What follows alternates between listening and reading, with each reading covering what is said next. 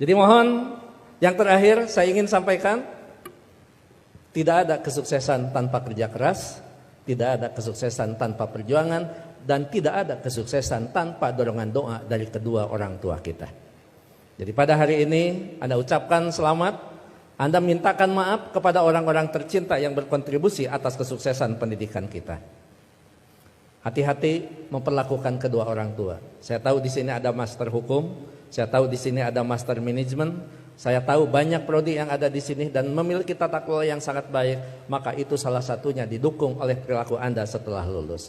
Pada saat Anda berinteraksi dengan kedua orang tua, jangan menggunakan pasal hukum. Pada saat ibu mengatakan, saya mau ketemu, kamu pulang, maka Anda akan mengatakan, "Mah, tidak boleh memaksa, karena ada pasal hukumnya." Enggak ada itu, tidak berlaku untuk kedua orang tua. Pada saat Anda diminta membantu kedua orang tua, Anda jangan menggunakan manajemen yang efektif. Tidak ada manajemen dalam hubungan dengan orang tua, kecuali penghargaan, penghormatan, dan tempatkan dia di tempat yang paling sempurna sebagai kedua orang tua kita. Saya hanya ingin mengulang dengan cerita yang lama, tetapi ternyata ini memberikan sebuah inspirasi bagi kita. Mohon maaf, saya pernah jadi seorang pejabat. Pada saat saya sedang rapat, saya ditelepon oleh keponakan saya dan menyatakan ibu saya dalam keadaan sakit. Kemudian saya balas telepon itu dengan sebuah ungkapan yang agak sedikit sombong. Tolong cepat bawa ke dokter dan nanti uangnya akan saya transfer. Ternyata ibu dari kejauhan menjawab kalimat saya dengan sebuah kalimat yang tegas. Enggak usah ditransfer, yang penting kita bisa ketemu. Kalau ibu sudah mengatakan yang penting kita bisa ketemu, maka jabatan itu tidak ada, maka rapat itu tidak ada. Dan boleh saya katakan, kalau saya sudah dipanggil ibu dan bapak, tidak ada yang bisa menolak panggilan siapapun, termasuk atasan saya. Kalau itu ibu dan bapak yang memanggil, kena yakin, kalaupun saya bisa memberikan sebuah alasan, Pak mohon maaf ibu saya dalam keadaan sakit, maka atasan saya akan memahami semua, karena mereka juga pernah dibesarkan dan memiliki rasa hormat kepada kedua orang tuanya.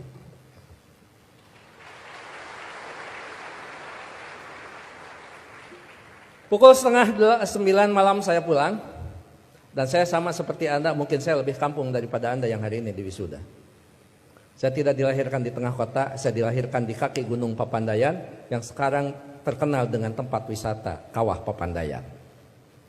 3 jam saya sampai di rumah, 11:30 saya sampai di rumah. Ternyata ibu dalam keadaan segar bugar, tetapi saya tidak menunjukkan perasaan suudon kepada ibu. Kenapa? Ternyata di situ ada hikmah.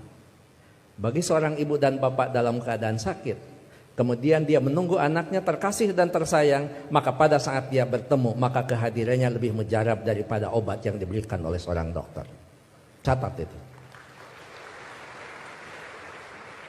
Ibu tidak hanya menunjukkan segar dan bugar, tapi ibu juga tetap memperhatikan kesukaan makanan anaknya. Saya dimasakkan sayur kacang merah, saya digorengkan asin peda, saya dibuatkan sambal terasi, dan saya juga dibakarkan pete.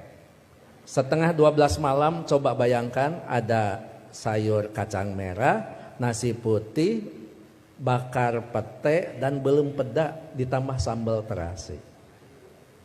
Boleh dibayangkan setelah wisuda. 11:30 malam saya disuguhi makanan itu, maka tidak ada kalimat yang bisa diucapkan kepada ibu selain mengucapkan terima kasih. Padahal saya tidak biasa makan malam, kecuali makan nasi di waktu malam. Ya saya makan. Saya tidak pernah mengatakan, "Amah, ngapain masak? Kan kata dokter paling tidak 3 jam sebelum tidur kita boleh makan. Ini mau tidur 11:30, ngapain masak?" Bagaimana perasaan ibu pada saat seorang anak yang dia tunggu, yang dia masakan, kemudian anak berargumentasi dengan sebuah ilmu di mana ibu tidak paham tentang ilmu itu. Menyakitkan. Iya, saya makan dan saya berdoa mudah-mudahan ini jadi obat. Begitu saya lirik dari sudut mata saya, ibu kelihatan bahagia. Kenapa? Makanan yang dia pasak itu betul-betul dimakan oleh anaknya.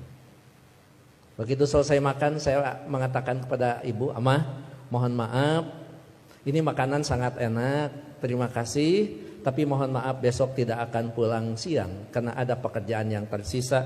Kemungkinan saya pulang sebelum sholat subuh." Ibu dengan bijak mengatakan, enggak apa-apa. Yang penting kita sudah ketemu. Sok istirahat. Saya sambil dituntun, dibawa ke kamar. Setelah di kamar saya diselimuti. Ibu lupa kalau anaknya adalah seorang profesor. Ayo tepuk tangan. Itulah ibu. Jadi Anda mohon maaf, baru juga ahli madya ya. Ahli madya, ibu mau nyelimutin. Ngapain? Ini baru di wisuda. Ada yang lebih tinggi lagi. Masa mah diselimutin? Ini tekan sarjana. Nggak ada di depan orang tua itu. Jangankan ahli madya, sarjana, master, doktor, seorang profesor di hadapan ibu, di hadapan bapak, tetap kita adalah seorang anak yang perlu menghormati mereka.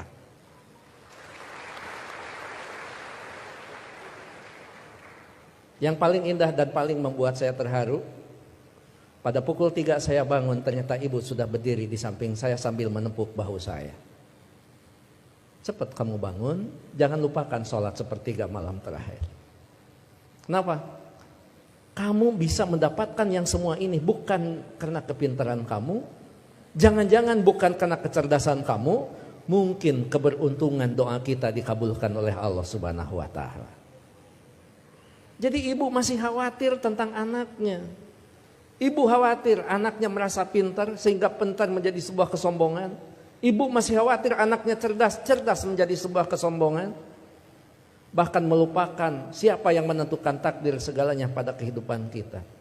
Itu pada profesor itu. Jadi tolong ibu bapak, sebagai orang tua, anak kita hari ini di wisuda, tetap mereka adalah anak kita yang perlu kita luruskan pada saat mereka terlempar dari jalan yang memang ditentukan. Perlu diberikan peringatan, tapi tentu sekarang ini ada kaidah-kaidah yang beda dengan zaman dulu. Seorang siapa Pak Rektor, sahabat itu, Ali, mengatakan, didiklah anak-anakmu bukan dengan zamanmu, karena mereka tidak mungkin mengalami zaman yang seperti kita alami. Jadi memang cara sudah berbeda, cara kita memperlakukan anak-anak kita. Tapi sejatinya tetap kewajiban kita adalah bagaimana mendidik anak-anak kita, bukan masalah kedewasaan. Tapi masalahnya sampai nyawa berpisah dengan badan, itu tetap menjadi kewajiban kita sebagai kedua orang tua. Begitu saya sudah selesai sholat, kemudian di situ saya bisa mendapatkan sebuah hikmah. Memang orang tua kita adalah punya kecerdasan yang luar biasa. Padahal ibu saya bukan profesor, ibu saya tidak lulus SMA, ibu saya juga tidak lulus SD. Beliau hanya lulusan sekolah raya. Tapi apa? Dalam sebuah komunikasi waktu itu saya katakan, "Ama, sekarang saya pergi, mohon pamit." Ibu masih bertanya, "Kamu nanti sholat di mana?" Saya jawab, "Nanti sholat di jalan." Ibu langsung mengkritisi kalimat saya, "Jangan suka sholat di jalan, ketabrak mobil." Itu kata ibu itu. Terus saya mikir, emang juga, emang benar masa sholat di jalan? Saya katakan, enggak, maksudnya sholat di masjid di jalan. Masih salah kalimat itu di hadapan ibu. Enggak ada masjid di jalan, paling dekat di pinggir jalan. Saya bilang, iya, nanti akan di masjid, sholat di masjid di perjalanan. Baru saya lulus dari ujian seorang ibu. Nah, lamun eta benar profesor. Dan yang terakhir, saya mohon maaf tadi malam tidak transfer karena amah mengatakan tidak boleh transfer, tidak usah transfer, sehingga saya tidak transfer. Disitulah kecerdasan ibu luar biasa. Iya, nggak apa-apa. Ngapain harus transfer ke seorang ibu? Mana? Ibu lebih cerdas daripada seorang profesor. Oleh karena itu tentu saya berharap sekali lagi, kalau kita mau sukses, berbaiklah kepada guru, kepada orang tua kita. Kalau kita mau sukses, jangan pernah Anda melupakan, karena kesuksesan kita adalah jerih payah dan hasil pemikiran kedua orang tua kita, termasuk guru-guru kita. Mudah-mudahan orang tua kita yang sekarang masih ada tetap diberikan kesehatan, diberikan usia yang panjang, tetap mampu membina dan membimbing anak-anaknya sampai menjadi investasi yang terbaik bagi keduanya. Bagi orang tua kita yang sudah tidak ada, termasuk kedua orang tua saya, mudah-mudahan senantiasa mendapat tempat yang terbaik di sisi Allah Subhanahu wa Ta'ala. Amin. Saya pikir itu Pak Rektor, Pak Ketua Yayasan, hadirin Sivitas Akademika Unpam yang saya hormati. Mohon maaf kalau sambutan saya agak sedikit panjang, karena saya tadi mengimbangi Pak Rektor sangat panjang, kemudian Pak Ketua Yayasan sangat pendek, maka saya setengah panjang dan setengah pendek. Mohon maaf tidak bisa mengikuti wisuda sampai akhir, karena saya harus mengejar waktu ke Tasikmalaya Pak Rektor. Apapun tadi yang dibicarakan oleh Pak Warek sudah dibicarakan dengan Pak Warek dan Pak Ketua Yayasan. Begitu juga kepada Pak Direktur, saya mohon pamit. Anggap saja kalau di Kementerian Agama kan tidak aneh, anggap saja saya penghulu. Penghulu biasanya kalau sudah menikahkan ijab qabul dinyatakan sah, penghulu biasanya pamit diri dan tidak perlu menunggu sampai resepsi. Terakhir, saya tidak akan membacakan pantun, tapi ini ulangan dari wisuda bulan kemarin, karena setiap bulan Unpam wisuda. Bahkan Unpam setiap wisudanya juga tidak bisa diganggu karena hari Minggu. Jadi saya tidak bisa menolak undangan Unpam. Gitu. Anda hanya tahu saja yang wisudawan wisudawati. Saya ini mantan aura kasih. Sekian dan terima kasih. Assalamualaikum warahmatullahi wabarakatuh.